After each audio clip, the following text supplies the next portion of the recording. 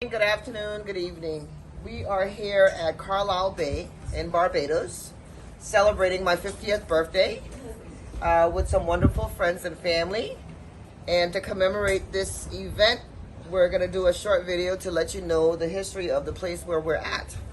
So it was Edward Wilmot Blyden, in consultation with President Daniel Bashir Warner of Liberia, who developed a plan to encourage immigration to Liberia by people from the West Indies. Blyden was Secretary of State at the time, and he organized a commission to the West Indies in 1862, encouraging West Indians to return to what was called the Fatherland, which was the first free black republic, as Liberians refer to our homeland. Blyden had gone back to his birthplace, which is St. Thomas, Barbados, and launched an appeal throughout the islands to have people immigrate to Liberia. Soon he was receiving thousands of letters and messages inquiring about Liberia, what the conditions were like, and the logistics of immigrating to the country. And in 1864, March 1st, he issued a proclamation inviting people from the West Indies to immigrate to Liberia. And in 1865, Barbadian families to Liberia set sail from here, from Carlisle Bay, and it was the Cora Brigs, and took these families to Liberia. And that was the first major connection between Barbados and Liberia, even though before then there had been some individuals that had immigrated to Barbados, and more individuals migrated after that. But that Cora Briggs vessel was the major vessel that brought Barbadians to Liberia. And my family was somewhere on one of those migration trips or immigration trips. And I'm just here trying to enjoy my ancestral homeland, or one of my ancestral homelands, and trace and track my lineage back to Barbados, here with all of my wonderful friends, and having a great time. So Liberians, y'all please check. Go online. There's so much information online. If you feel that, or if you know that, or if you've had some kind of oral tradition passed on to you that shows that you have a linkage to Barbados, research it. They have the archives here, the ancestral archives, that has all of the information on various families that immigrated to Liberia. I found both of my families, the Powell and the Worrells, and I'm going to continue doing research to figure out just how we got to Liberia, at least that part of my family, how they got to Liberia. Peace. Great. So my name is Wadei Powell. And of course, I'm a Liberian, and with lineage to Barbados. And I actually started studying, or researching, I should say, about this lineage, not through efforts of trying to understand my family background, but from efforts of trying to understand the dynamics of the Liberian society as a whole. As you well know, we have had over many years a situation in Liberia where there's this great divide amongst the indigenous versus the bucket that everyone else has been put in of Americo-Liberians. Some of whom are Americo-Liberians, meaning that they came from America through the return home of slaves, but many of whom are not from that lineage. Some are from Barbados, some are from Haiti, some are from next door Sierra Leone that came. So we come from all areas, but we've all been lumped into this one bucket of Americo-Liberian. And I think that is because a lot of our history has not been passed on. It has not been written by ourselves. It has been a lot of hearsay. And so when you try to get information on the roots of where all of the various people came from when they came to Liberia and how they get here, it's sparse. It's all over the place. So you have to go to a lot of different sources to try to get this picture of who we are. And I was trying to get that picture of who we are from the perspective of why we are so divided. And I believe that understanding where you come from is the best way to understand where to go and how to plait that mattress or that mat of unity, and understanding and an acceptance of the similarities between ourselves as opposed to a focus on the differences of our backgrounds. So in a nutshell, that's one of the things that I do on the side when I'm in my room at night. I'm just on the computer researching and trying to get information on who we are as Liberians, not just my family lineage to Barbados, but how this whole melting pot works together and how we can use, how I can use that information to try to help us move forward from this divide. Don't know if I'll be successful. I'm praying that I will, but last year when I was making a decision on where I would celebrate my birthday, because I'm a birthday person. I love to celebrate my birthday. I respect my birthday, and so I try to make it a really good celebration with family and friends every year.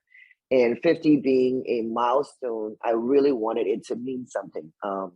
Besides being a great party, I wanted it to mean something. And I had initially thought about celebrating it in Europe because many years ago, I traveled to Spain for the first time. Over 25 years ago, I traveled to Spain for the first time.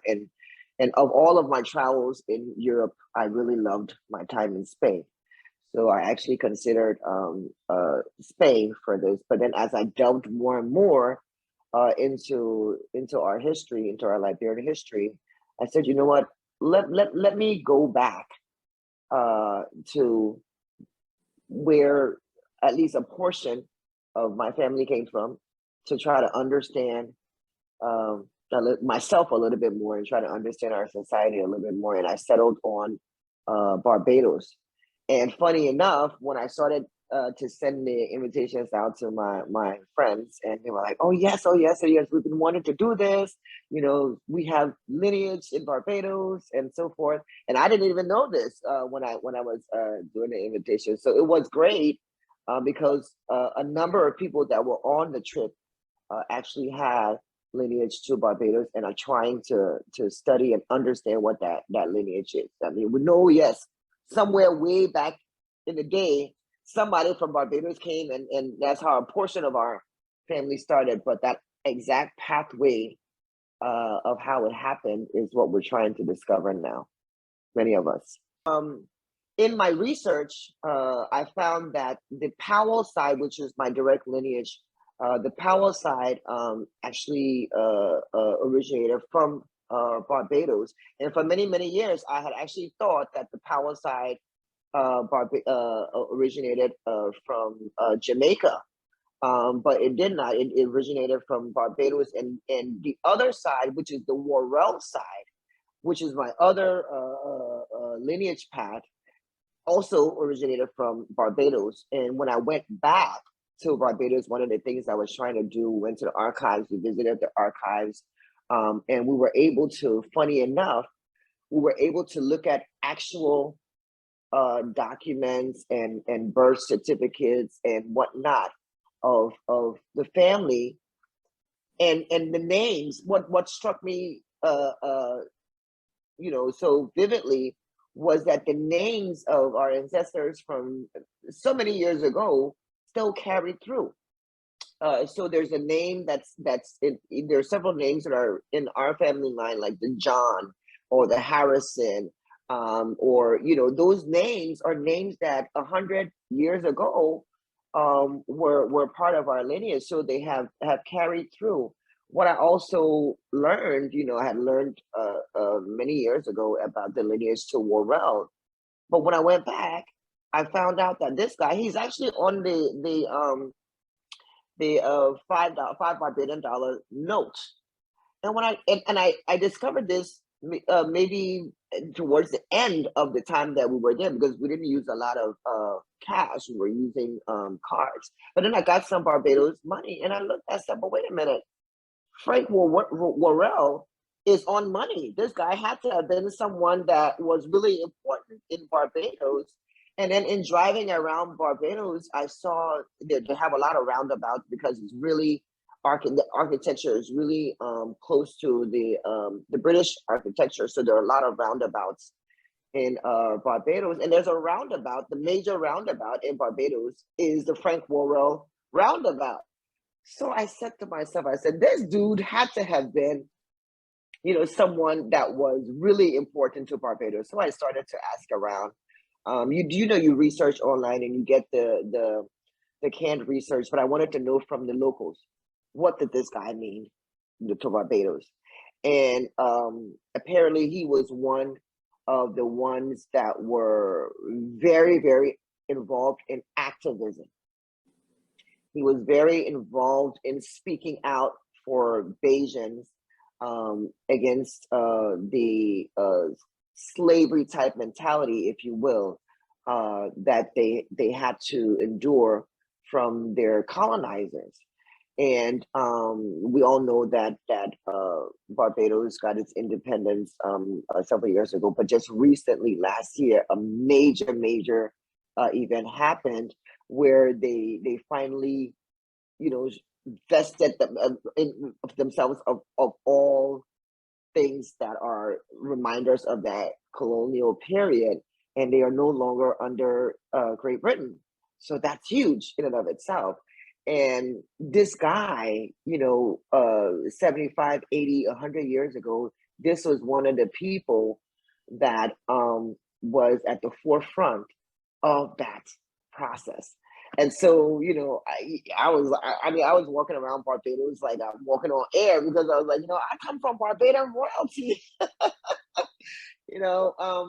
but it was very, very honoring to know that and to see that's the lineage that I came from. It made me feel very powerful. It made me feel very useful, that I came from a line that many years ago was, and that was when it was really difficult to even be voicing out and being an activist about these sorts of things. And this guy was there saying, I'm not going to allow you to treat my people, in this manner.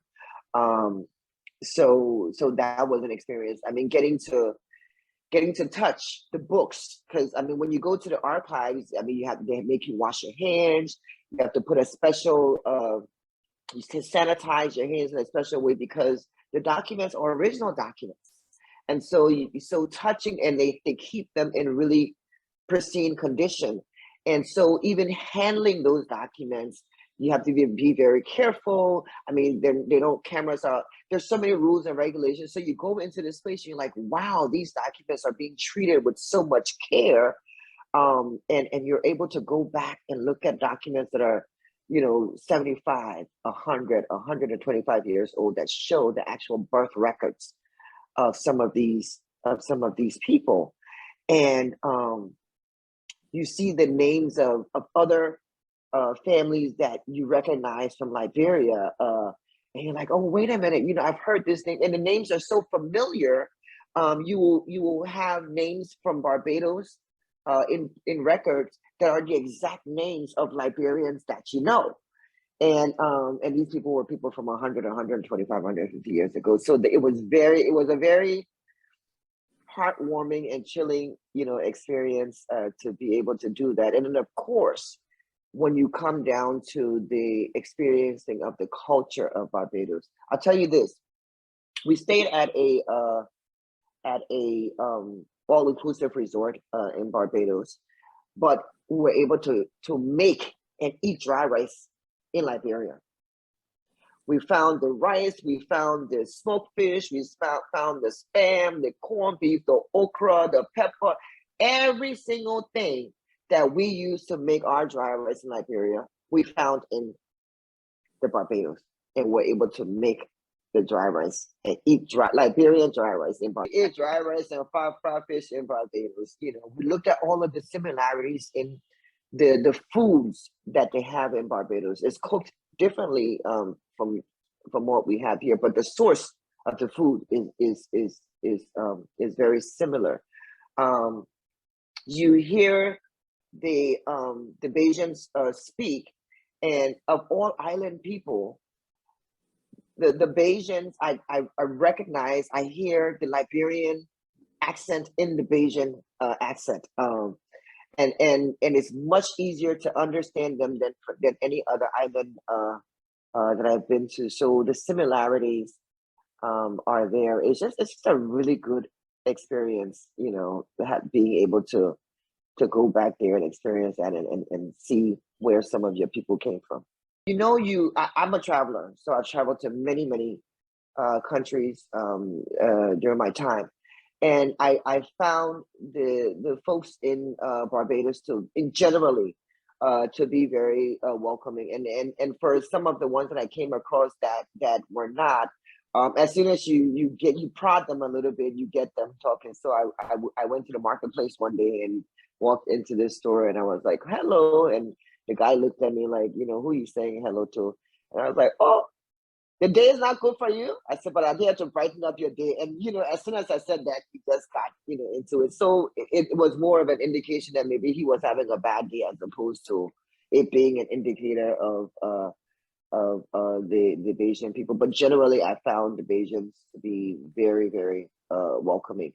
And they are also, what I found also is that they are on message with their Prime Minister, Mia Mottley, and what she's trying to do with the country as far as tourism is concerned. Barbados depends largely on tourism and has been that way for the longest time. But she's trying to actually up the tourism game right now. And with this recent outreach to Liberians specifically, with Bajan roots, which is a reverse of what happened many years ago when Liberia reached out to the islands and said, the West Indies, and said, hey, listen, we're here and we're trying to start this thing ourselves, and our arms are open to all of our West Indian brothers and sisters that want to find a place to relocate for a better life. So it was almost the flip side of that. Now Barbados is saying to Liberia, our arms are open. If you have your lineage here, come see what that's about and come find out about yourself. So I found the people to be very on message and on point with the plan that their leader has, that the Prime Minister has in that regard. So I mean, not I don't know, for anybody who's going to be watching this, history is very important. Your history is very important, whether it's your familiar history, whether it's your country's history, and an understanding of the melting pot that makes us who we are is something that can help us when we're trying to figure out the way forward. For Liberians who have Bajan lineage, or who know of some lineage, go to Barbados. Go and experience Barbados. Understand where some of your people came from. The opportunity is there now, thankfully. And with some of the things that we see coming out of Barbados, as far as some of the immigration acts that I believe June or July is when they were supposed to be finalizing that towards Liberians with Barbadian history. You know, go there. The country it's a beautiful country. It's a beach country. So there's lots of water. The waters are beautiful. Go and experience it. You know, go and see where you're from. The idea that we put ourselves in straitjackets as far as who we are and where we come from. We are a part of a melting pot. And I think it's very important to discover the similarities that we have with the people around the world. And even for people who do not have a Bayesian lineage. The Bayesian, the Barbados culture has greatly influenced a lot of how we do things and what we do in Liberia, because they brought a lot of their culture over. They brought a lot of their farming implements, for example. So a lot of the tools that we use here, a lot of the early homes in some of the settlements are fashioned after the homes as they were architectured in Barbados. So it's very interesting to see how, you know, all the way across to the West Indies, when you look at certain areas, you feel like you're in certain parts of Liberia here because of the architecture there, the agriculture there and whatnot. So it's definitely worth a visit, and I would encourage Liberians to make that visit. So again, I'm gonna mention Mia Motley's name again. I think that this woman is so progressive, and she is so adamant about opening Barbados up. Barbados being largely dependent on tourism, there are lots of opportunities for business in that aspect. I didn't get an opportunity to explore other industries, but I did look at the tourism industry. I know that, take for example, when I was planning the trip for when I was planning my trip, and looking at the availability of accommodations and whatnot. Barbados, approximately 10 months out of the year, has something going on where their real estate, their rental real estate, or leased real estate, is filled. You start looking now for to book in Barbados months from now. You see that a lot of these places are already booked out. Is because they have people that come through Barbados all throughout the year for vacation. So real estate, investing in real estate in Barbados is one way that I feel that there can be business linkages. Opening up businesses that are geared towards attracting tourism is another way that I feel that these business linkages can happen.